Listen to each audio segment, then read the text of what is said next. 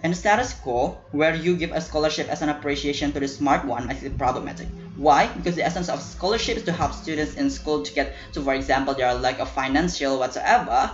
But the problem is that when there are a lot of poor students, there is lack of finance, there's lack of facility that makes them not smart enough, and crucially they cannot access to the scholarship, they cannot access to education, they cannot access for the better life for them. That's why as a government we want to balance education access to help this kind of vulnerable actor also to protect themselves and to also to be up to be able to compete in the future. That's what I think important for you to characterize the scholarship first. I think the scholarship is something that helps students to access the better education. That's what scholarship is given. They help the students to access the better competence to increase their skill, whatnot, for example. And I think it's important to be given to the one who need it the most. But comparisons, should it be the smart kids or the poor kids?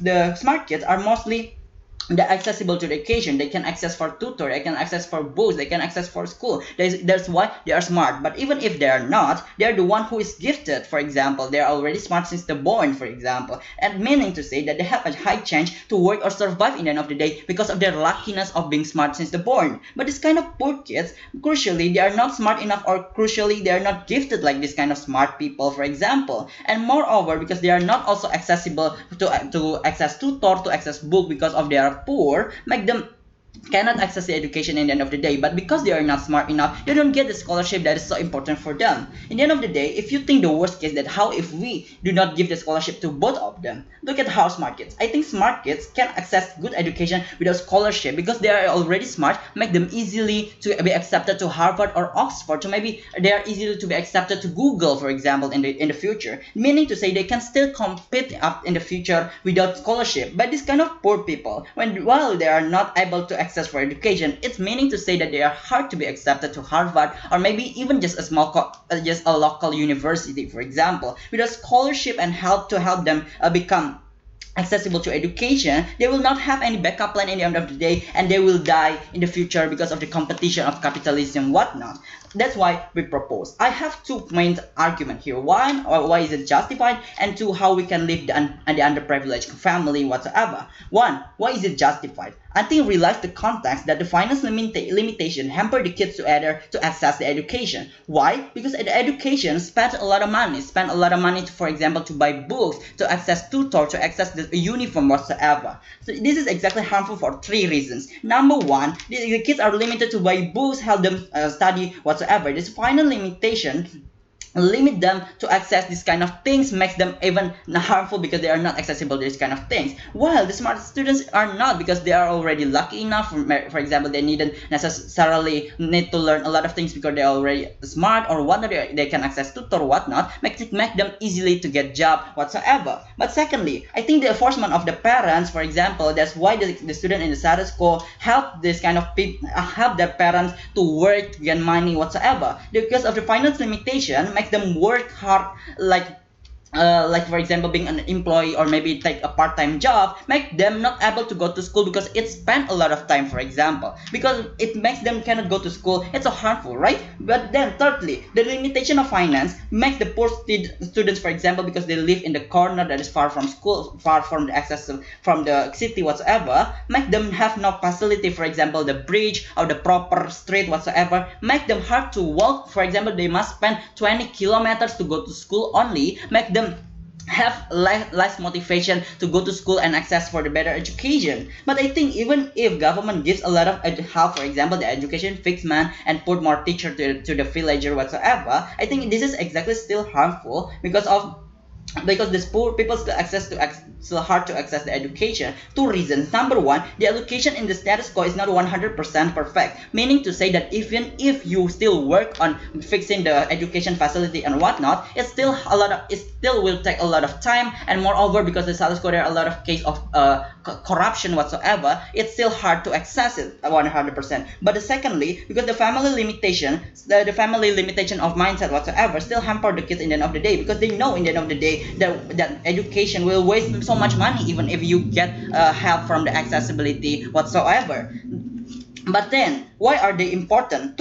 two reasons. Number one, they need to live their family's economic situation. For example, what makes them keep poor is exactly because they are not well educated, where make them as easy to be manipulated, not get a proper job because they lose the competition with the smart people whatsoever. But it can be only solved by education. When they are well educated, they know what to do. They can compete with the other people to enter a company, whatnot, to gain and to increase their family's situation, for example. But second reason, this kind of people also impact the country in the end of the day. I think like you see that India looks as a bad country because there are a lot of poor people there, or maybe are seen that the government do not care on the poor people because there are a lot of poor people in the end of the day. This will give bad impact to the government in the end of the day. That's why the government should solve it in the end of the day, right? But I think compared to the smart kids, I think most of them are not vulnerable to access the scholarship because they can access tutor whatnot in the end of the day, right? But most of them are already gifted and lucky, meaning to say that they are still able to survive in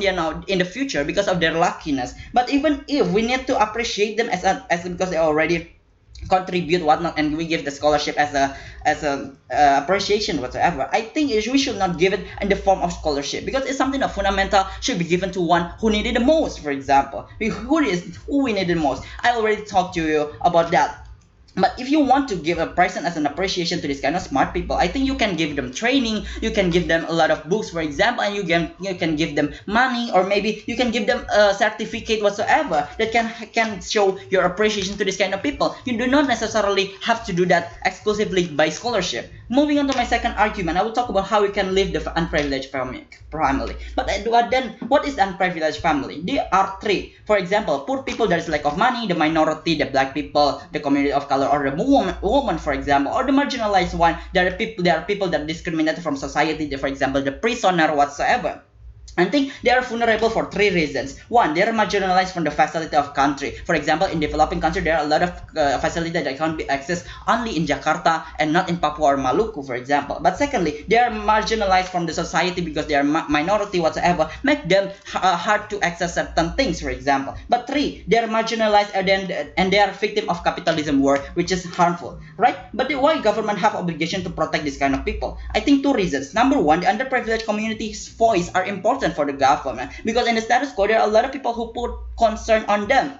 When you show them that you want to help them whatsoever, easy for them to be elected in the next election whatsoever. That's why, for example, Jokowi gets so much voice exactly because because he helped a lot of poor people whatsoever. Makes a lot of people love him in the end of the day. But secondly, this is impactful for the country. For example, it increases the GDA or the GPA of your country and whatnot, which is important, right? But compared to the smart people, I think most of them do not give a big impact to your country for three reasons. Number one, most of smart people move to foreign country, for example, to America, whatever, and stay there, meaning to say that they will not give impact to your country. But number two, they don't have any intention to help the government because they are smart and they only care on themselves. For example, they are selfish. But number three, they are bad infestation because did not real help the government. Even worse because most of them are mostly the criticals of the government, which is not the interest of the government in the end of the day. That's why we already proved to you that even if we are not seen as to appreciate this kind of smart kids whatsoever, I think there are a lot of alternatives for these kids to get access, for example, the company from the other school or other institution. But even if we decrease the competitive stance whatsoever, we okay with that because in the end of the day we can do that by other things. For example, we make a competition, not just necessarily giving the scholarship proud to propose.